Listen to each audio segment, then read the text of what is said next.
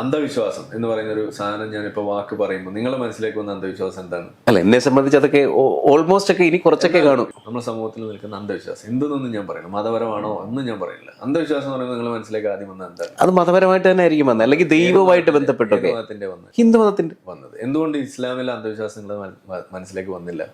അതൊരു ചോദ്യമാണ്. ഒരു പക്ഷേ പഠിച്ചു തുടങ്ങിയത് ഇപ്പോഴായിരിക്കും, അതുകൊണ്ടായിരിക്കാം. അല്ല, എന്റെ മനസ്സിലേക്ക് ഹിന്ദു മതത്തിന്റെ അന്ധവിശ്വാസമേ ഒന്നുള്ളൂ. അന്ധവിശ്വാസം എന്ന് പറഞ്ഞ് അതിനൊരു ഉദാഹരണം കണ്ടെത്താൻ വേണ്ടി ഞാൻ ആവശ്യപ്പെട്ടപ്പോൾ നിങ്ങളുടെ മനസ്സിൽ ഹിന്ദു മതത്തിൽ അന്ധവിശ്വാസം വന്നത്. എന്റെ മനസ്സിലും അതാ പണ്ടും വന്നിരുന്നത്, ഇപ്പോഴും അതേ വരുന്നുള്ളൂ. അപ്പോൾ ഇസ്ലാമിൽ അന്ധവിശ്വാസം ഇല്ലേ? ഇതാണ് നമ്മുടെ ചോദ്യം. അപ്പം നമ്മൾ ഇസ്ലാമിൽ ഒരു അന്ധവിശ്വാസം പുറത്തേക്ക് എടുത്തിട്ടാണ് ചേലാക്രമണം. ഇത് പുറത്തേക്ക് എടുത്തിട്ടാൽ ഇതിനോട് എങ്ങനെയാണ് സമൂഹം പ്രതികരിക്കുന്നത്?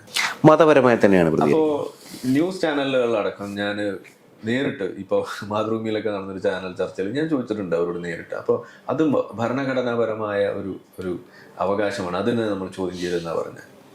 ഓക്കെ, എന്താ ചേലാക്രമണത്തിന് മാത്രമേ, ആ അന്ധവിശ്വാസത്തിന് മാത്രമേ ഉള്ളൂ ഭരണഘടനാപരമായ ഒരു അവകാശം? ഹിന്ദു മതത്തിലെ വിശ്വാസത്തിന്റെ ഭാഗമായിട്ടുള്ള ഒരു അന്ധവിശ്വാസം അതിനെ എന്താ ഭരണഘടന ബാധകമല്ലേ? അപ്പൊ നമ്മുടെ മുന്നിലെ സമൂഹത്തിലുള്ള ഒരു പ്രശ്നം എന്ന് പറഞ്ഞാൽ അന്ധവിശ്വാസത്തെ നിങ്ങൾ എതിർക്കും. അത് ഹിന്ദു മതത്തിലെ എതിർക്കും, ക്രിസ്ത്യാനിറ്റിയിലെ എതിർക്കും, ഇനി വേറെ വല്ല ഉഗാണ്ടയിലെ മതം വേണമെങ്കിലും നിങ്ങൾ എതിർക്കും. പക്ഷെ ഇസ്ലാമിൽ വന്നു കഴിയുമ്പോൾ അത് വേണ്ട.